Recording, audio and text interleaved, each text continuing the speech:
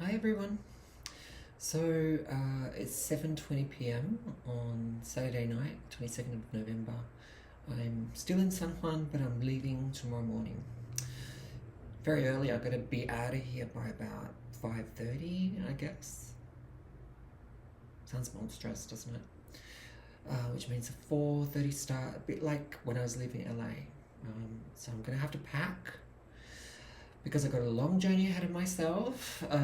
We fly out to Chicago, and there's a bit of a 1.5 hour layover, and then LA, and then I've got to wait about 7 hours to catch a plane to Mexico City with Biba Aerobus. I changed my fare, not fare, flight. I didn't have to pay anything, so that I arrive 2 weeks early in Mexico City. So that's totally taken staying in the US out of the equation. I can't afford to. That's the brutal reality. I can't afford accommodation there. I've already paid like over 500 to be 5 days in San Juan. It's on a sort of diminishing returns.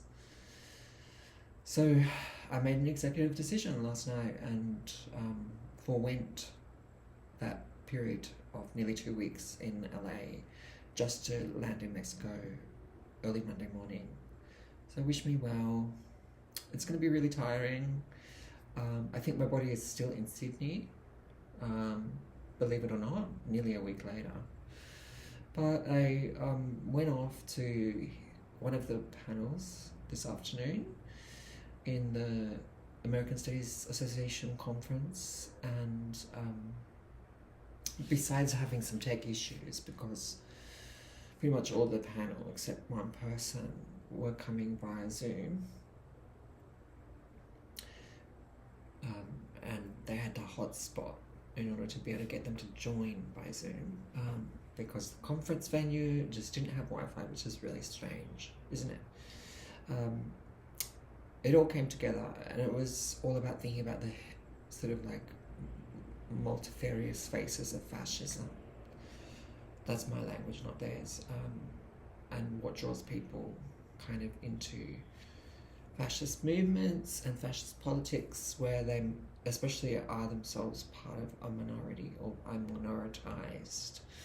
So yeah, I asked a question and got referred to as they, which is always a category that fits for me as well, because it's kind of like, okay, I'm not particularly masculine and I'm not very feminine either.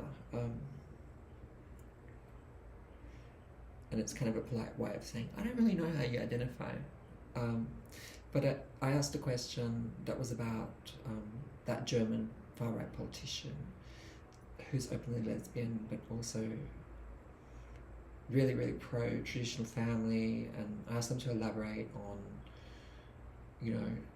someone like her, how it is that she rises to political ranks in a country like Germany, what mobilizes her, and if we have historical antecedents. Because one of the presenters had talked about white gay men and their being attracted to far-right and fascist politics. And I thought, well, what about lesbians? Because I do think that there are historical antecedents. Anyway, one of the speakers divulged a lot on her own particular, or their own, because they're they, them, particular take on that, and they provided a lot of really good information. They were a very good speaker. But the historicisation was missing. So, has anyone ever seen a film called Mannequin in Uniform? I'm really interested to see, the way in which, I guess, lesbianism was positioned within the ranks of Aryan thought and Nazism. We've been talking about these things quite a lot these last couple of days: eugenics, state power, nationalism, and also fascism. But if we're going to talk about minoritized subjects, talk about white gay men, what about white lesbian women? And we also see this within TERFism itself. It would be interesting to go further on that.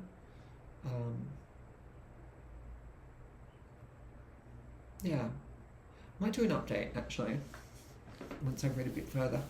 So there is a book by Sophie Lewis that's called Enemy Feminisms, and there's a chapter called Boss Girls and Police Women, I believe, and how there's a kind of long line of white women seeing that they can gain power through institutions such as the police, and that this is a win in some way for feminism and for white women, when in fact institutions such as the police actually very commonly also doubles down on women, for example, who provide testimony about their sexual assault or their exposure to domestic violence, and uphold the perpetrator's point of view. That's definitely my own story growing up, which I've spoken about in other videos. So why is it that women align themselves with patriarchal power in this instance? But also, what is that long lineage of fascist women who, for some reason, can be also lesbian? Ellie, or Eli, I should say, because that's actually how she says her name. Illich actually spoke to how trans individuals get drawn into the fascist agenda as well, and get a sense of belonging out of it. Very interesting panel, all in all. I'm not saying everything I could say about the panel.